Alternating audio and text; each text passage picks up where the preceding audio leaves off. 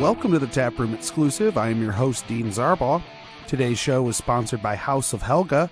Are you a brewery looking for some vibrant, stunning artwork to slap on that freshly bottled or canned beer? Or maybe you're starting a brewery and need help coming up with a logo.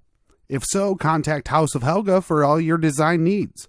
They've worked with Masthead, Streetside, and yours truly here at the Taproom Exclusive. You can check out Kyla's entire portfolio of incredible work at houseohelga.com. On today's show, I chat with Vince Rinaldo and Kyle Mullen of MadCap Brewing Company about their Gold Flash Golden Ale. But first, a taste of what's going on in the craft beer world with this week's Tasting Glass, brought to you by Northeast Ohio Craft Brewery News.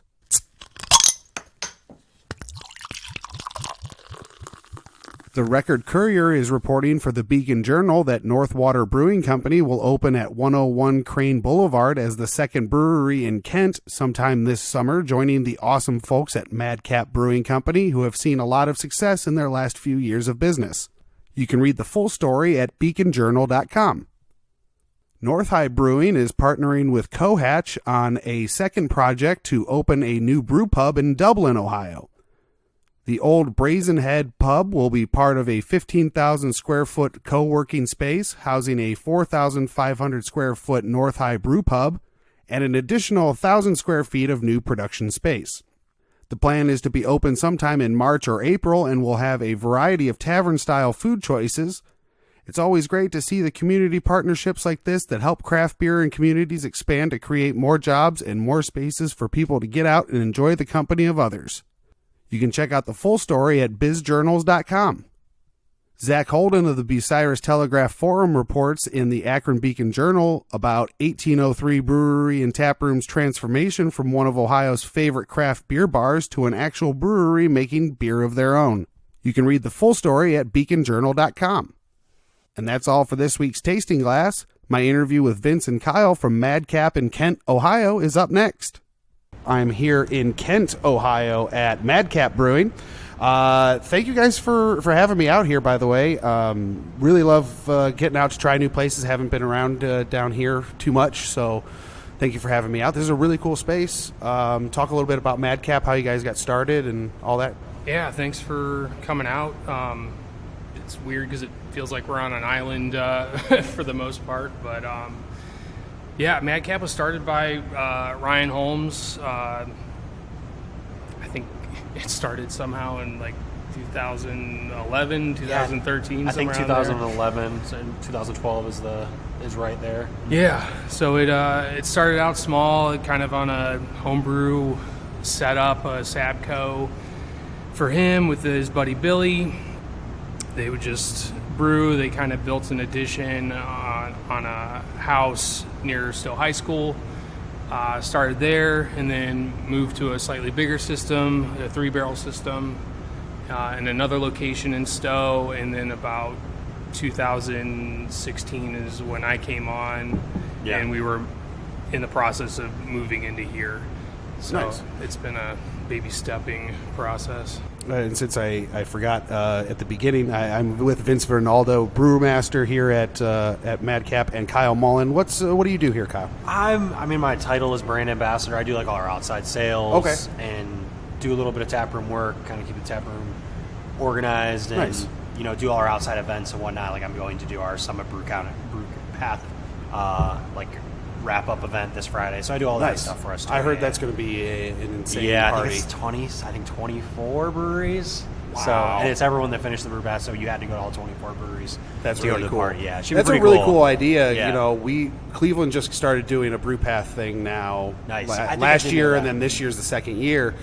And there's cool stuff like shirts and hats and stuff, but nobody came up with the idea to do a big bash afterwards. And that's a really cool idea, and absolutely. I think is a nice reward for the people who put the time in to actually go out. And that's a lot of places to visit. Yeah. And you have a year, right, to do it? You do have a year. I think this is the third year that they did it, and obviously it's the most breweries that are on it, because I think the first year was like 12 or 14, so it's grown exponentially each time.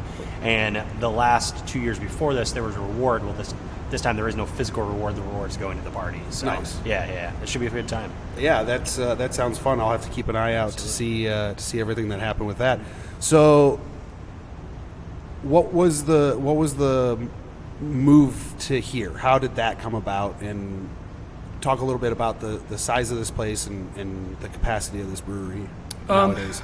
Yeah, so I think the biggest move to here was just growth. They were on a 3-barrel system, 2 6-barrel fermenters, so it was limiting as far as there wasn't any possibility of having a tap room or any sort of growth. So it was just kind of trying to build that home spot to have possibilities to grow. And granted, it was, small steps, and it was just getting in here, being able to brew beer, get the tap room open, and then be able to expand on the tap room. So it was just get our licensing, get situated, and start adding different components. We have a buddy that does pinball, and he's beyond passionate about it, and taking our tap room into another way. And then a year later, we started adding the patio and expanding our kind of event space, and so just giving us potential for growth.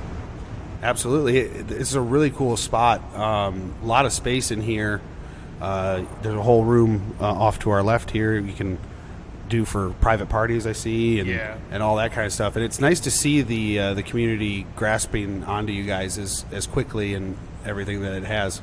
Yeah, it's been nice. I know Kyle could speak on that a little bit more. He's involved with the tap room more than I am.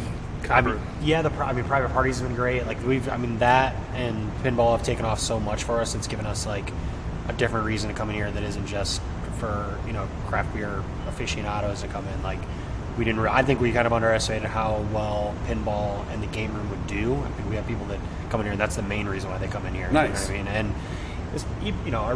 our party room is great, but it's nothing special. It's just a room, and we've kind of been blown away by how many people have wanted to end up booking it because it's a blank space. You can do whatever you want with it. You can cater whatever kind of food you want to do. We're here with the venue and the beer. We'd love you to come in and host your event. And I don't think we realized it, again with that, like how great a reception we would get from that too, which has been awesome. Yeah, absolutely. And you guys don't have a kitchen here, but you guys do have delivery menus around that people can order in and stuff. Yeah, and you sometimes on Fridays and Saturdays, depending on obviously it's a little slower for food trucks in the winter, but right now, but in the summer, spring, we do try to have food trucks here on Fridays and Saturdays. We still encourage people to bring in their own food since we don't have a kitchen. Okay. Yeah. And we're fortunate enough. I mean, we're within a mile of some killer restaurants, so a lot of them work with us to do deliveries, and it's been very fortunate for us, especially not having a kitchen at this point in time. You get steady growth, right? Yes. Do everything incrementally and do what you can, and don't go too fast too quick. Yep, exactly. I just started reading a book. It was about leadership. It was talking about be aggressive but not reckless, and that's the thing is you got to find that balance. Yeah. And there's a lot of places that can go too fast, and it doesn't end well for them. Yep. Hopefully we're somewhere in the sweet spot. I'm sure there's some things we probably should be a little more aggressive on, but selfishly, I wish we had a kitchen already, but I know, hopefully we do hope it's in our future, and when we get there, it'll be awesome. But right now, honestly, the local places that provide deliveries and the food trucks we've had have been, we love giving them business and having like a symbiotic relationship with them too, which is absolutely awesome. Yeah. And so, Vince, how did you get involved over here? Kind of a weird relationship. So Ryan and I went to high school technically, but we never really crossed paths. But we used to wait tables together back in the day at a place in Hudson. So we knew each other from that, and then we kind of split ways as far as being adults. So, and I went to school for graphic design. I did that. Started home brewing. He was off kind of raising a family, and he was home brewing. I was home brewing. Kind of kept in loose contact through his mom because she used to be a jeweler, and it was just weird the timing. And I somehow was able to get out of graphic design. I had an opportunity to go to Brew Kettle. Oh, nice. Which is where I met Ben. And during that time, I was at Brew Kettle for about 3 years.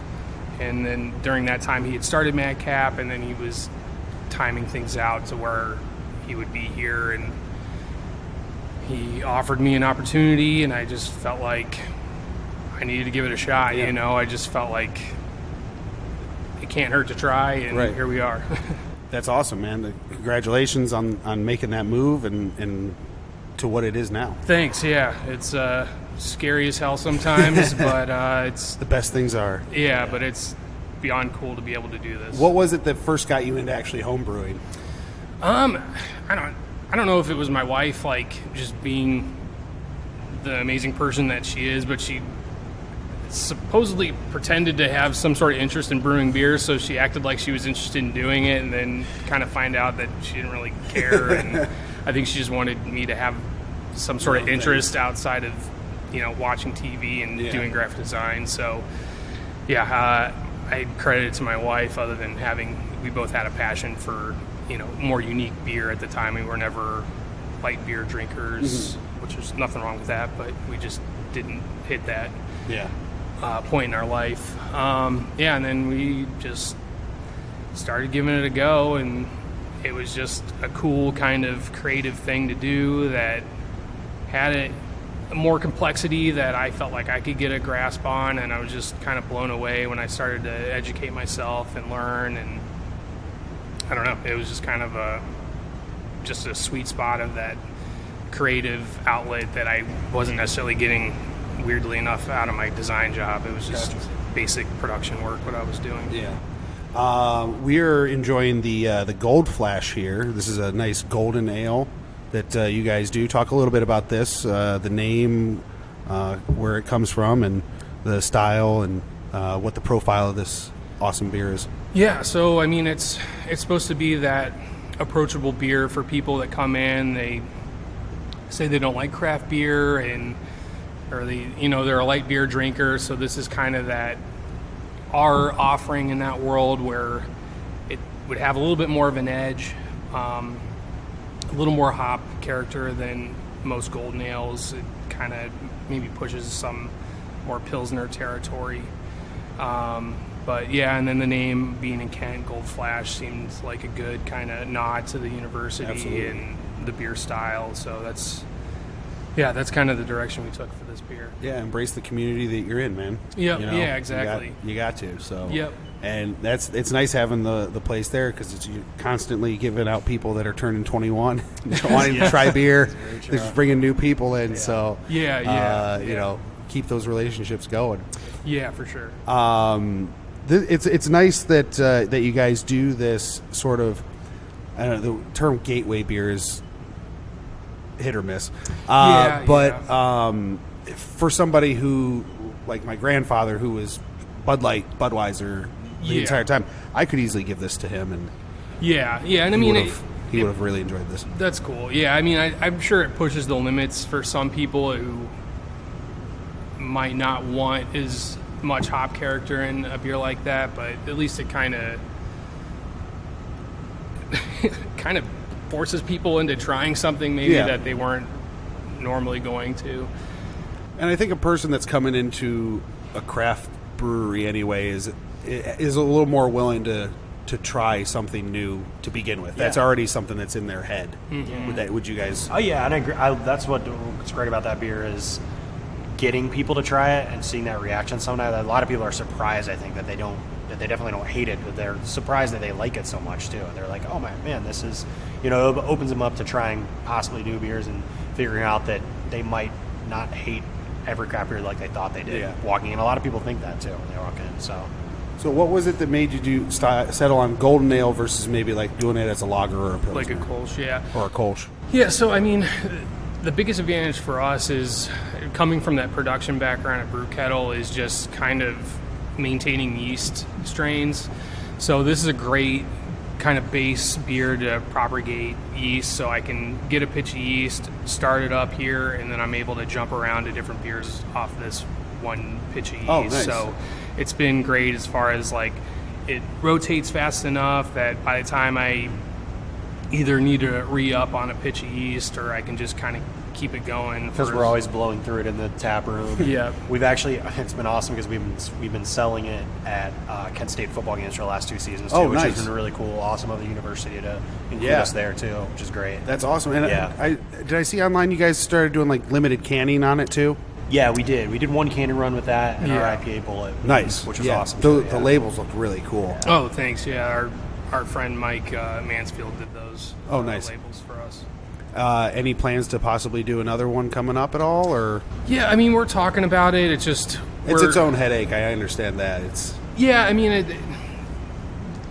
there's some logistical things that we need to kind of figure out to make sure that it makes sense for us to do it. But yeah, we've definitely talked about it and just trying to figure out timing wise and what's the right beer style to put in a can and move forward that way for sure. Yeah, because getting that fight for store shelf space is hard enough as it is. Right. Yeah. And, if you come at it with the wrong style or something, then you're just digging yourself a hole there too. Yeah. For sure. So this is a nice one because it has that broad appeal, I feel, to a lot of people. Yeah, and we try to minimize what store shelves we put ourselves on just because, as you know, there's outrageous competition and making sure that your product is going to move in the timeline it needs to move and not having to, expect somebody to sell it for you besides yourself it's a tricky game. So we try to make sure we sell more of it out of the tap room and then a few kind of, I don't want to say boutique locations, but smaller, not big chain. Not chains and stuff like that. Yeah, it's just like this whole thing is you want to stay local. So you want to make sure you're supporting the little guys because you guys are technically the little guy, and absolutely. so it's nice to spread that wealth and keep it in the community. Yeah. Anything else about the Gold Flash that you wanted to cover that if somebody were to eat with it, or do you do crowlers to go or growlers to go? We do crowlers, and growlers. But if somebody were to take like this home and have a dinner or something with this, what would... Oh, man. I mean, I'm sure it could fill any gap that you're looking as far as you want something to eat with it. I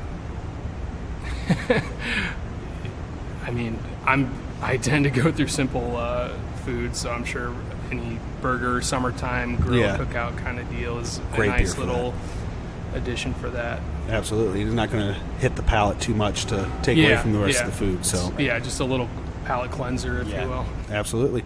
Thank you guys for your time. We're tune in next week and for another new episode here at MadCap Brewco.